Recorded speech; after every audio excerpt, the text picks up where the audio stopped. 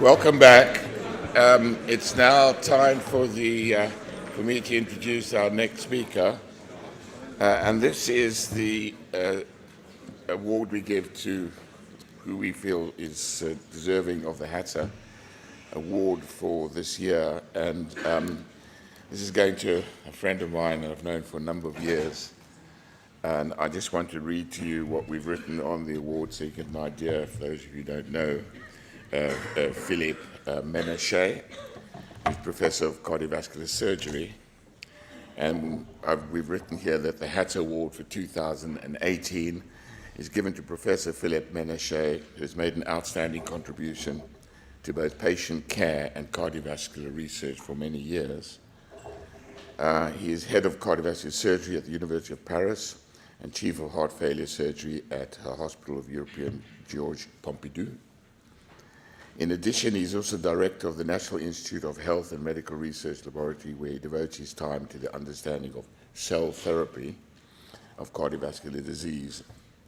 And his contributions in this area have been outstanding and really unique, with his main focus being on the involvement of ESC-derived cardiac progenitors in myocardial regeneration and the optimization of cell delivery and survival-enhancing techniques through the use of tissue engineering.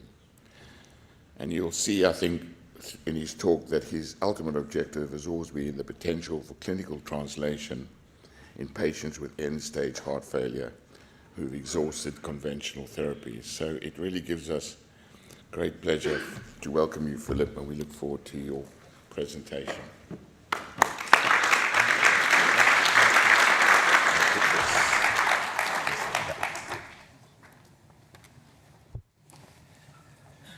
Well, thank you very much.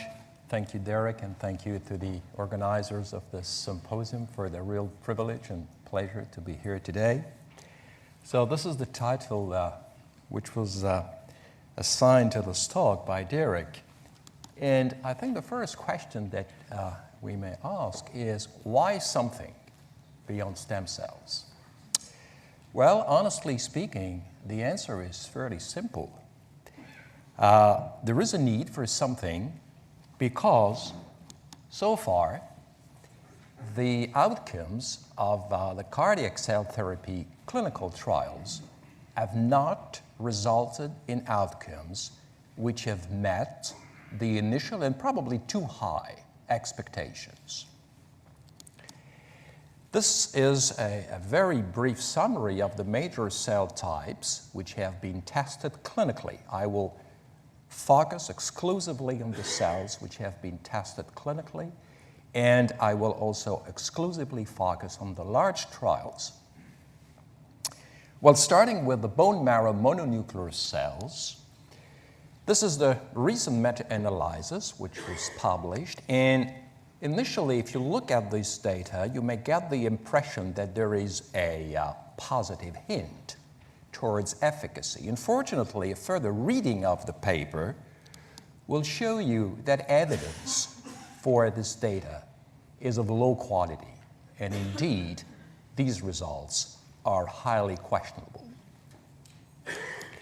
Then we have the mesenchymal stem cells, and this is the largest MSC trial reported so far, where bone marrow MSCs were engineered in vitro to overexpress cardiopoietic transcription factors.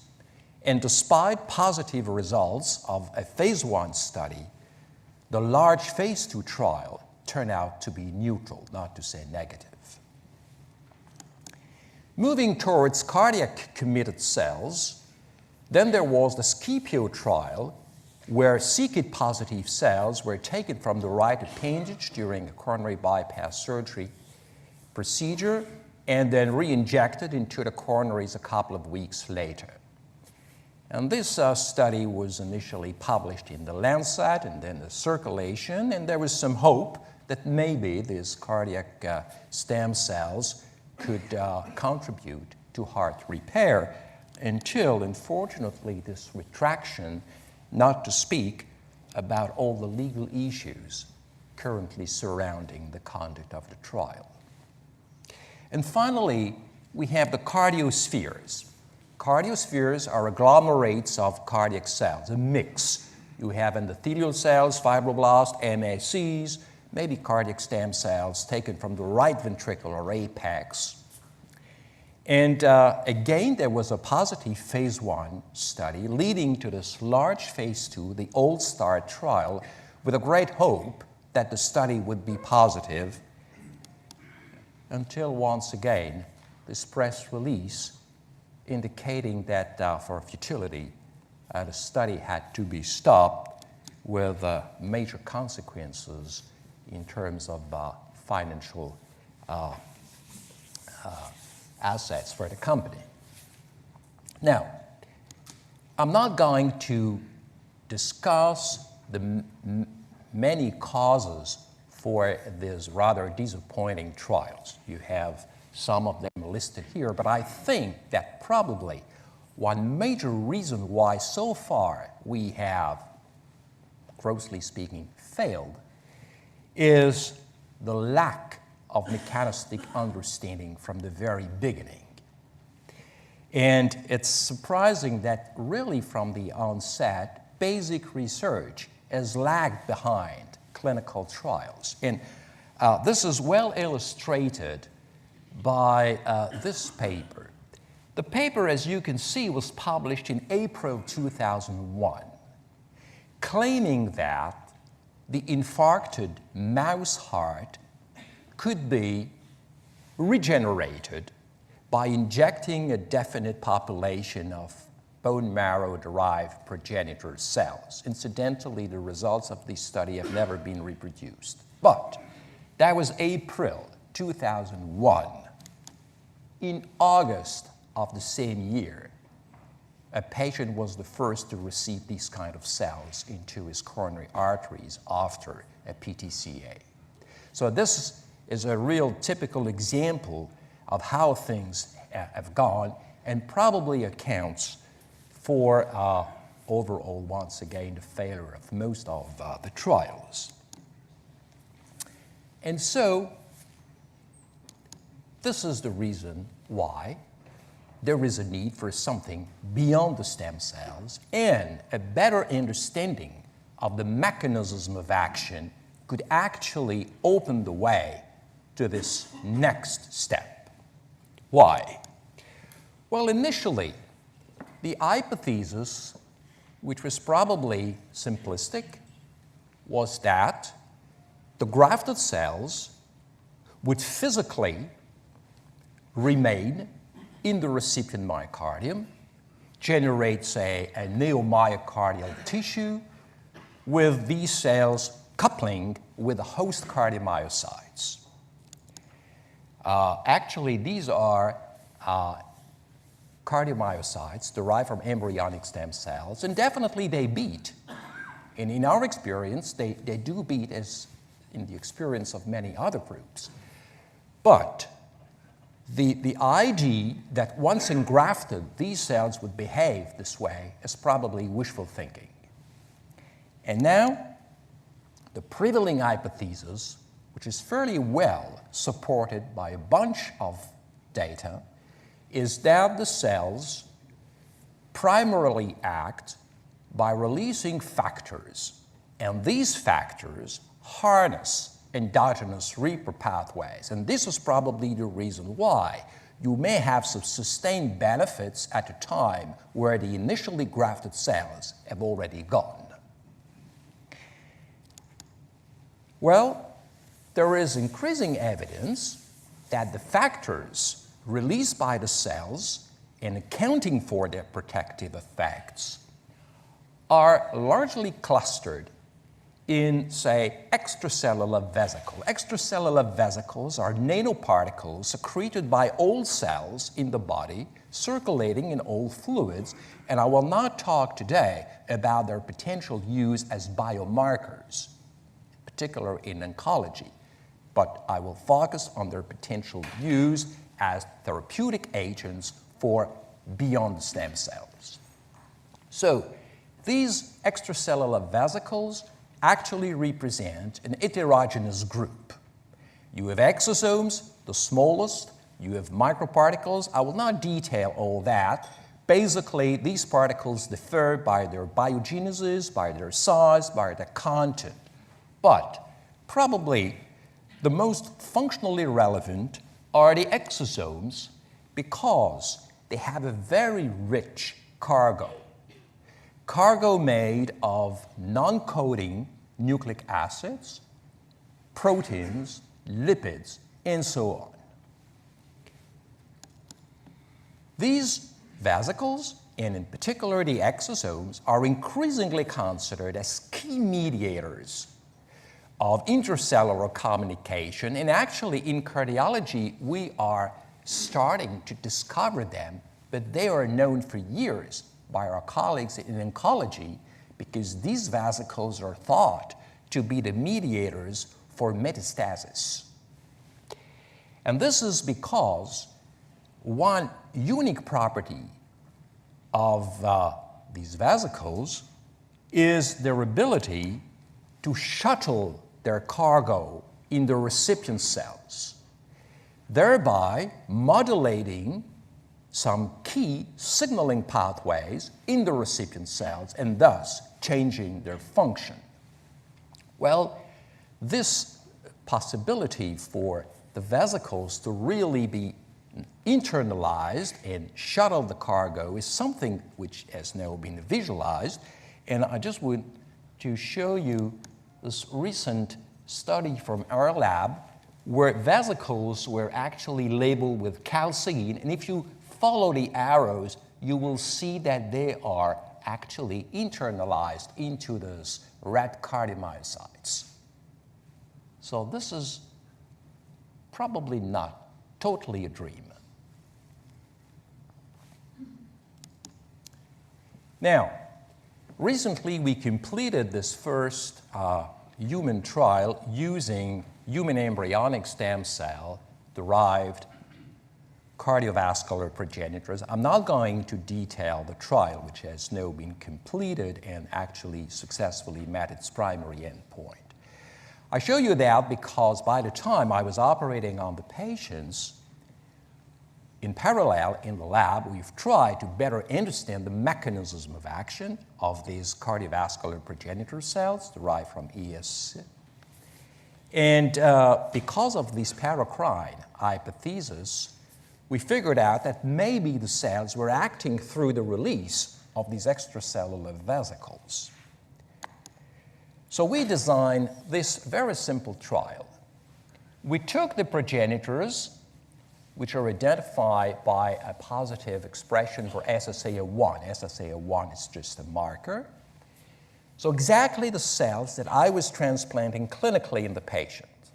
We stressed them for 48 hours, and then we collected the vesicles, indeed a conditioned medium, from which we purified the vesicles. And we also collected the progenitors themselves.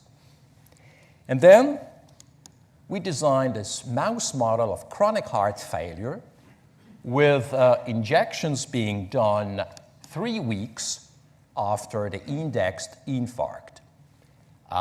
This is important because very often in the mouse model, injections are done immediately after coronary artery ligation. So you're in the setting of an acute MI, but in surgery, we're interested in chronic heart failure. So we wanted to be away from the initial insult.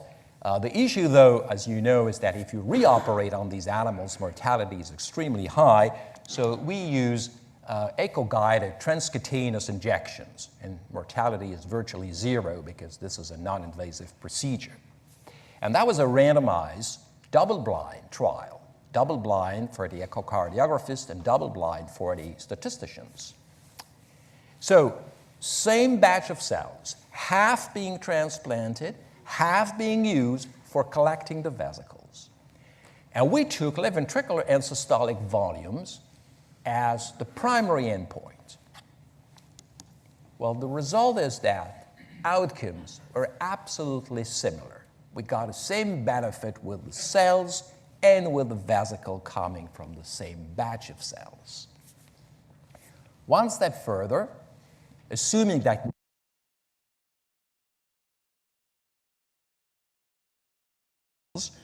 we looked at these pathways in the recipient hearts.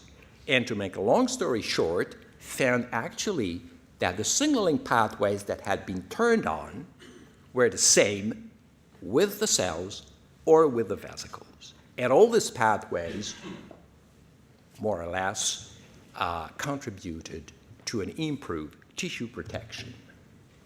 So we wanted to confirm that and did another study in which we started no longer from embryonic stem cells, but from induced pluripotent stem cells, the Yamanaka's Nobel Prize cells.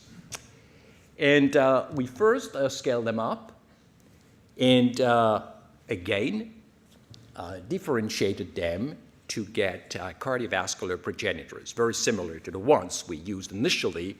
The only difference is that the first ones came from embryonic stem cells and those ones come from iPS. And this is the typical spectrum you get, and this is the morphology of the exosome, round cup. So the first thing we did was to further look at the content of the vesicles, and we found that actually 16 microRNAs were overexpressed. 16 were overexpressed, and again, if we look at the potential targets of these microRNAs, you see that they all go in the direction of an increased tissue protection by one mechanism or another. I just draw your attention to the fact, and you will understand why in a few seconds, that among the microRNAs we had the 103. Then we tested the functional activity of these vesicles in vitro by potency assays. From a clinical standpoint, this is important. Why? Because the regulators are very keen about what they call potency assays before releasing biological compounds. And for all of us who have worked with cells, doing potency assays with cells is tricky. It's much easier with vesicles, and I show you an example. You take cells, in this particular case, rat cardiomyocytes. You stress them by serum deprivation, and so you get a decrease in cell viability, and then you can co-incubate these stressed cells with different concentrations of vesicles. And the result is quite clear. You have a dose-dependent improvement in cell viability with vesicles. So this is the kind of potency assays which make the regulators very happy, because you can really have a quality control on your product before releasing the batch for a clinical use. One protein which is involved in the protection against apoptosis is FOXO1, and interestingly, it is one of the targets of the micro 103 that I have shown previously, and this is, suggestive of sort of mechanistic link between the content of the vesicles and their potential targets in the recipient tissue. Then we moved on to the in vivo study and found again that regardless of whether you look at the volumes of rejection fraction, the vesicles were doing as well as the cells. They even eventually outperformed the mother cells, which may be surprising, but it's not so surprising. Reason is that the data with the vesicles are actually much more homogeneous. Here you see left ventricular and systolic volume, and the animals have been stratified between the non-responders and the responders. Responders improved their LV and systolic volume by more than 5%.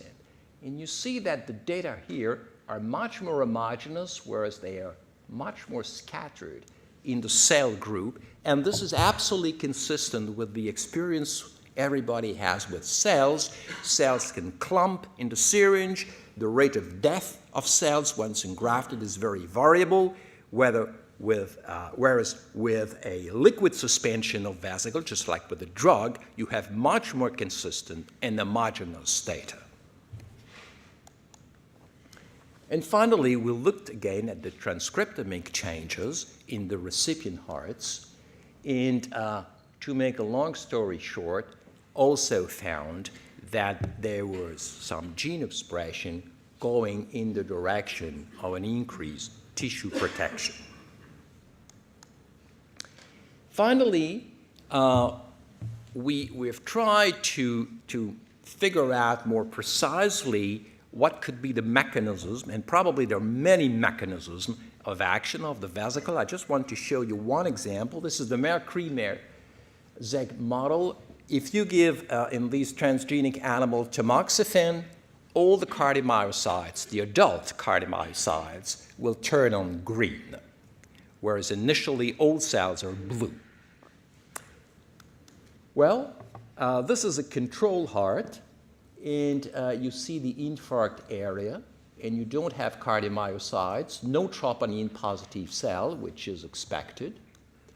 Now, what happens if you inject the vesicle? Well, interestingly, in the infarct area, you have troponin positive cells that are GFP negative. In other words, these are not cardiomyocytes which were already there and may have divided. These are cells, new cardiomyocytes, coming from endogenous sources. We don't know which one they are, but they seem to come from endogenous sources, possibly niche of cardiac stem cells. And here you see that around the infarct, as expected, you have the troponin positive cells merging with the green color of GFP, because these are adult major cardiomyocytes which were already present initially.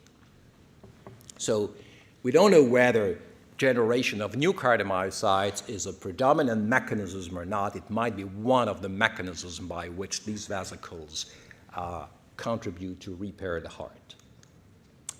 So from a practical standpoint, I'm a cardiac surgeon, so I'm really interested in patient care and in translation, as Jerry has mentioned. And having gone through the story with the stem cells, no question that even though there are issues with the vesicles, probably their practical use is simpler for a variety of reasons listed here. And the major reason is that it looks more like a drug, a pharma-type product.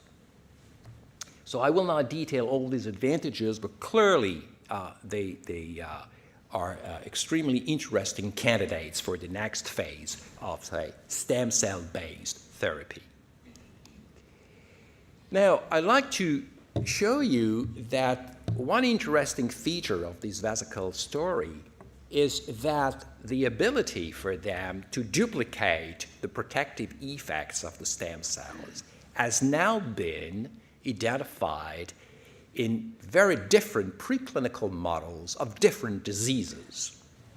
This is a model of acute renal failure, and what you can see is that given the vesicle under certain conditions really allows to correct the renal insufficiency and to get results not very different from those of the healthy controls. And there is a bunch of studies now in the field of renal diseases showing the benefits of administering these vesicles, usually from mesenchymal stem cells.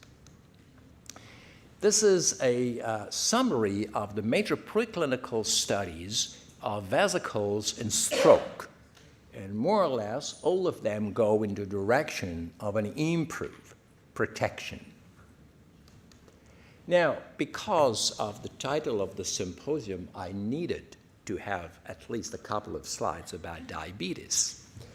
So what this slide shows is that if you take exosomes from diabetic rats or humans or endothelial cells, this is true across a fairly wide range of experimental settings, they fail to protect cardiomyocytes, which are stressed by hypoxia and reoxygenation.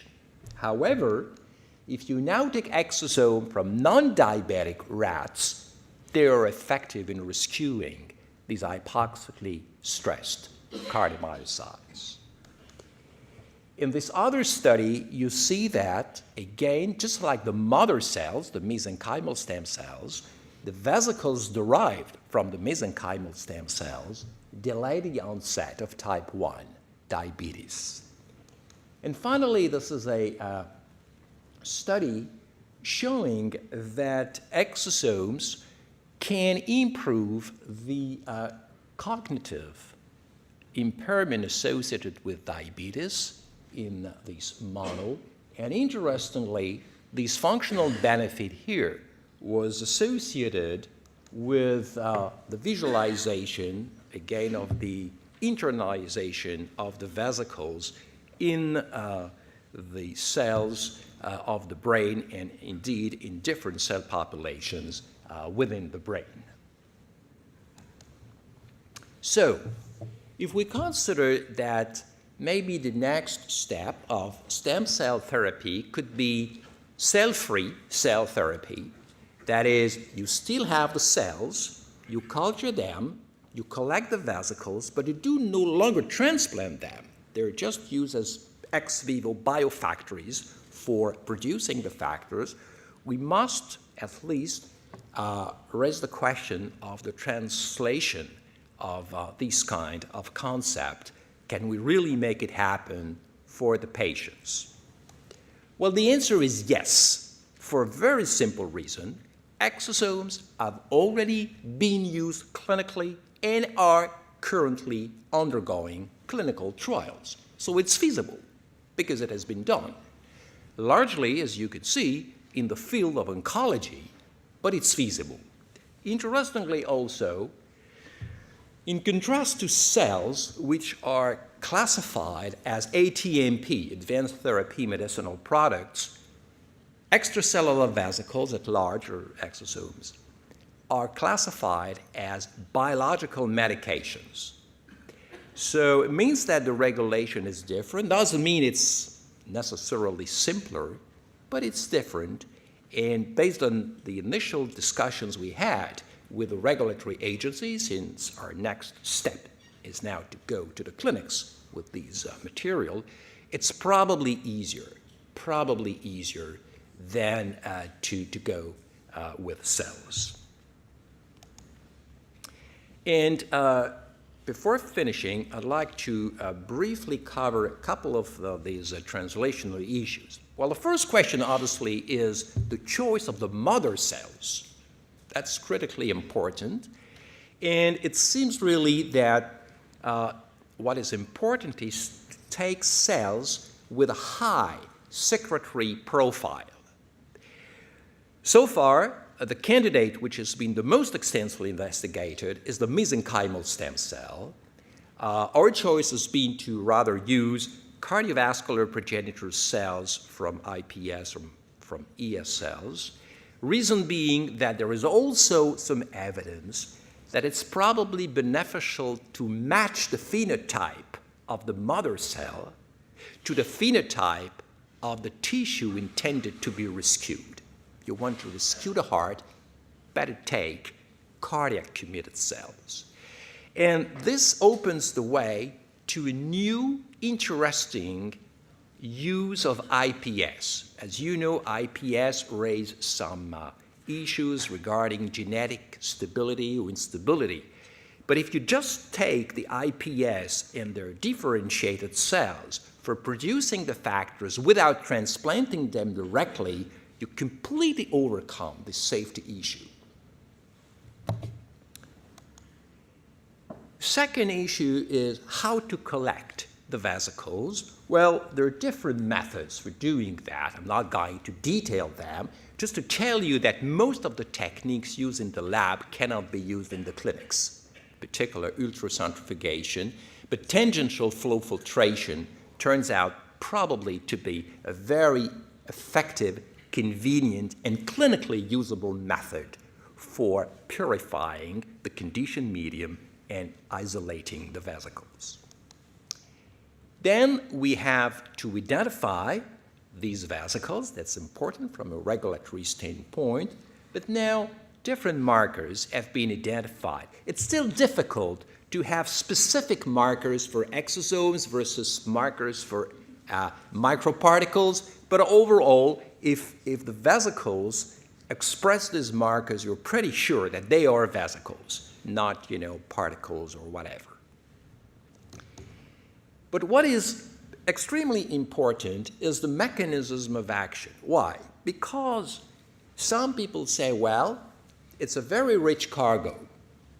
Let's try to identify maybe 1, 2, 3, 5 components which turn out to be the most effective, the most active. Let's try to synthesize them and make them a drug. I'm not sure it's the way to go.